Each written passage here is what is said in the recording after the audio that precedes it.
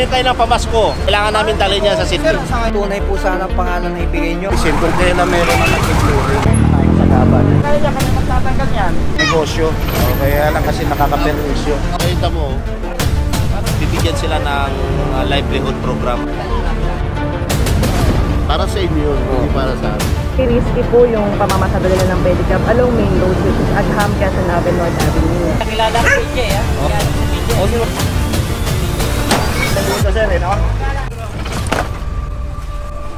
Series of complaints na yung matatanggap natin sa tanggapan natin. Purong pagmamahal.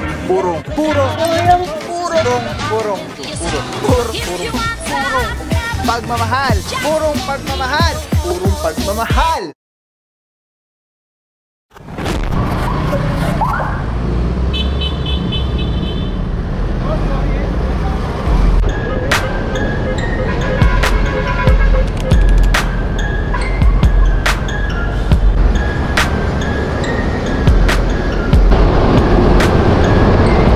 What is up guys? Wow, purong pagmamahal. Beautiful morning Tuesday. Ako kasama natin ETMD, Ikasipag Galing, Sir Dexter Cardenas. Team leader for today, Officer Baguio. Kasama natin dyan si Officer Malyari, ERD, and dyan si Officer Valencia and Officer De La Cruz. Nakakamiss. At si Bossing, nakalimutan ko yung pangalan ni Boss eh. Mamaya alamin natin mga puro na meron tayong special operation ngayong araw na to with regards tricycle. Pero this time hindi tricycle na motor, kundi sidecar. Ayan, mga pedicab yung ating mga concerns ngayon. Mamaya alamin natin kung ano ba yung reklamo, ano ba yung mga detalye nitong operation. At for now, yan, dito tayo sa Quezon City Memorial Circle at towards target location. Araw natin mga puro Tuesday, November 14, 2023, Lungsod Quezon, ating Puting Mayora, Mayor Joy Belmonte, Vice Mayor Gio Soto. Ang tabay na mga puro. Let's go guys, puro pagmamahal.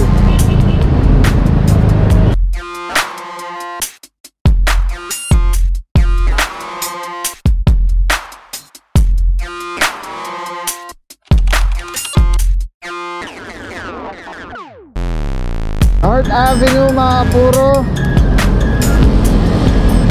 Paano ito? Pa Trinoma and SM North EDSA.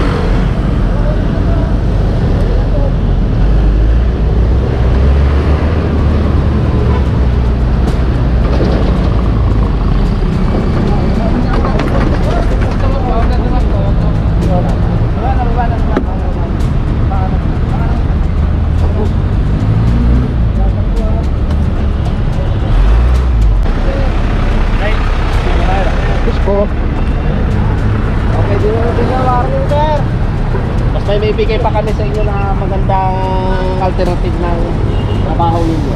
Ha? Wala problema. Actually, bibigyan namin kayo ng trabaho after this. Okay? Sige na. Ano na? Walang problema yan kuya, bibigyan namin kayo ng pamasko. Ha? Sige na, sakyan nyo na. Yung gamit ninyo kuya, payong dalhin nyo na. Ano lang, sir? Tapos pumunta kayo sa safety. Ha? Walang problema yan kuya, hindi namin yan kukunin. Bibigyan namin kayo ng trabaho. Pero kailangan namin dalhin yan sa safety. Sir, sakay na nga, sir. Oo nga, mamaya na ka na magkano kuya. Ha? Bigyan nyo na lang kami warning, sir. Bibriefing namin kayo lahat.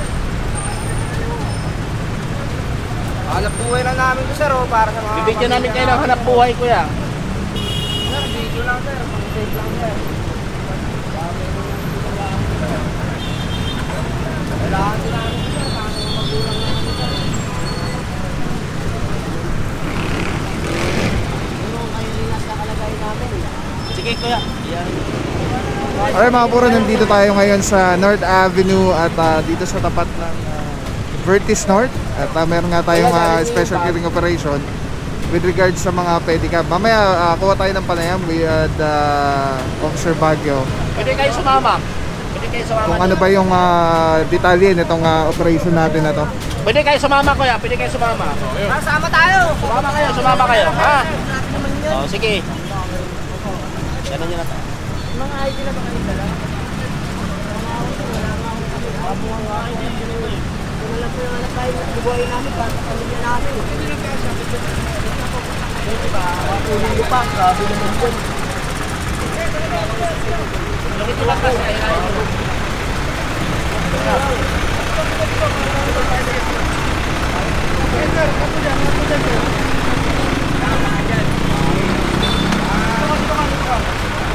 Kaya nga ito ka ba eh?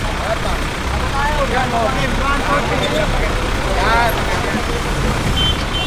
Yung iba hilahin na.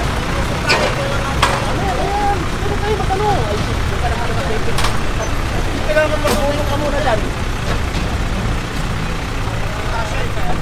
Ano lang sir? Yung iba hihilahin na. Tali mo, kuha ng tali. Bakit mo na ba? Alright mga puro, kasama natin Officer Baguio ng TTMD. Sir, good morning sir. Saludo Morning, mga bossing. good God bless po. Sir, ano po yung ginagawa na kakaiba po ito, no? Pedicab yung inuhuli natin ngayon. Ano po yung operation na ginagawa natin ngayong araw na to po? Unang-una, kaya tayo nag-operate ng mga pedicab dahil series of complaints na yung natatanggap natin sa tanggapan natin. And then ito, operation na to, hindi lang tayo for operation. Actually, may programa tayong ginagawa dito na bibigyan sila ng livelihood program after this operation. Kung sino yung willing na mag-participate, dahil i-enhance natin yung mga skills nila kung saan sila angkop dun sa mga livelihood program na gagawin natin.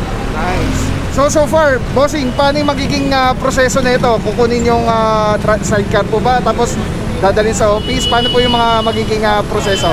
Yes, pagdating ng actually impound natin yung mga pedicab nila. And then as much as possible, kina-convince natin yung mga driver dito na sumama sa Manila Seedling. Dahil doon sa Manila Seedling, magkakaroon na sila ng orientation at para doon sa mga livelihood program na gagawin natin. Alright. Thank you so much po, Officer Baguio. Mabuhay po kayo mga bossing. God bless po. Boss Bags, kamis. Mga puro, no? Hindi pala ito yung baka iniisip nyo dahil Yung iba ko hindi na kaya, baka makahuli lang or para pwesto nyo na rito. Saktan nyo na nila. matanggal sila dito. Kundi mga puro, para mabigyan sila ng mas na karampatan na nararapat na mga hanap buhay para sa kanila. So mga puro, no, tulad yan sabi ni Officer Baguio, merong livelihood program na ino-offer ang QC government, ang local government ng Quezon City para sa kanila.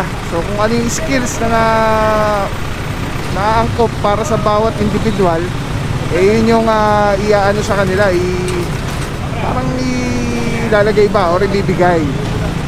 Alright, yan mga puro, sama na dito TTMD together with Mob Unit and TRD.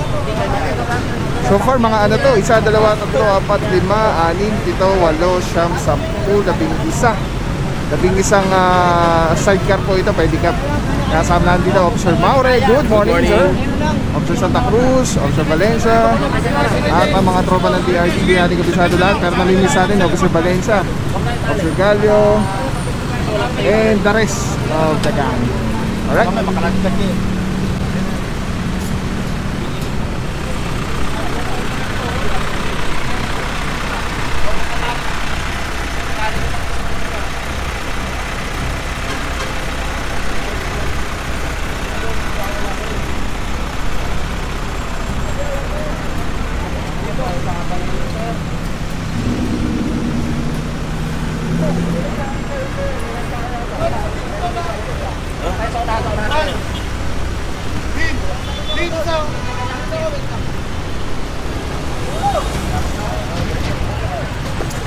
Set up pa yun sa'yo ha.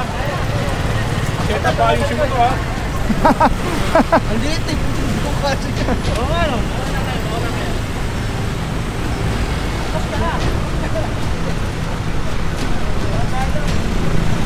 Alright, let's go guys.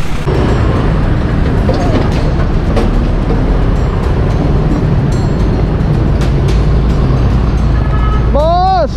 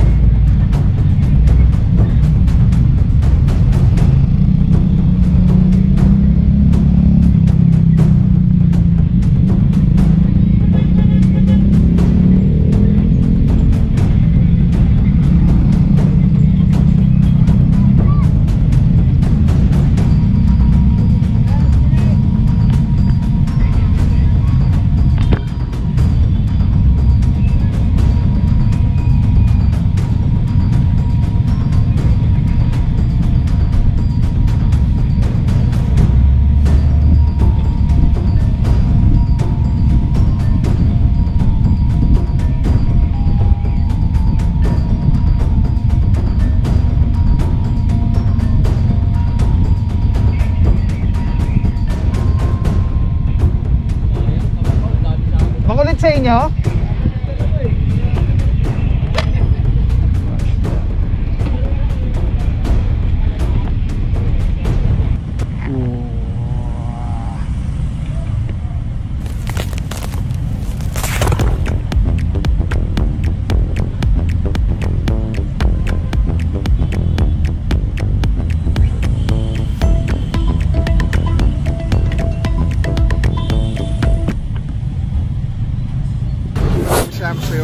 Walang papapaw. So thank you so much sa wala sa akong support, tiwala. Wala akong masabi kundi thank you so much. Thank you sa Panginoon at ingat kayo palagi. Again, kung wala akong papapaw, so thank you so much. God bless you. Purong pagmamahal. Thank you so much. God bless.